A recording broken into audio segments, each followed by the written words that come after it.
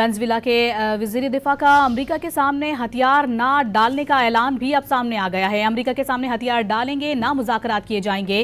وزیر دفاع امریکہ کے خلاف فتح یاب ہوں گے، وزیر دفاع کی جانب سے یہ خطاب میں کہا گیا ہے۔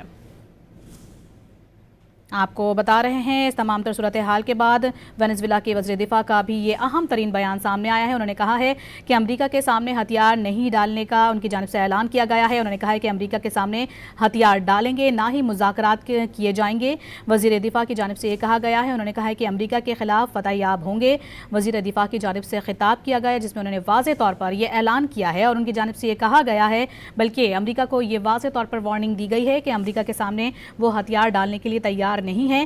امریکہ کے سامنے ہتھیار نہیں ڈالے جائیں گے اور نہ ہی ان سے کسی قسم کے کسی مذاکرات کے لیے وہ تیار ہیں۔ آپ کو بتاتے چلیں کہ امریکہ کی جانب سے وینزویلا پر حملہ کیا گیا ہے، جس میں آپ کو بتائیں کہ دارالحکومت کیراکس میں اس تمام تر صورتحال میں وزارت دفاع، فوجی ہیڈ کوارٹرز اور بندرگاہوں کو نشانہ بنایا گیا ہے امریکہ کی جانب سے۔ وہاں پر میزائل داغے گئے ہیں اور اس تمام تر کارروائی کے بعد امریکی صدر ڈونلڈ ٹرمپ کی جانب سے سوشل میڈیا پر یہ اہم ترین بیان جاری کیا گیا ہے، جس میں انہوں نے یہ واضح طور پر دعویٰ کیا اور یہ بھی کہا کہ وینزویلا کے صدر نکولس مادورو کو ان کی اہلیہ سمیت گرفتار کر کے ملک سے باہر منتقل کیا گیا ہے، جس کے بعد خطے میں موجود دیگر جو ممالک ہیں ان میں خاص تشویش کی لہر پائی جاتی ہے۔ اور اگر دفاعی تجزیہ کاروں کی بات کی جائے تو ان کی جانب سے بھی اس کو ایک خود مختار ملک پر حملہ قرار دیا جا رہا ہے، جس کے بعد وینزویلا کے وزیر دفاع کا امریکہ کے سامنے ہتھیار نہ ڈالنے کا اعلان کیا ہے۔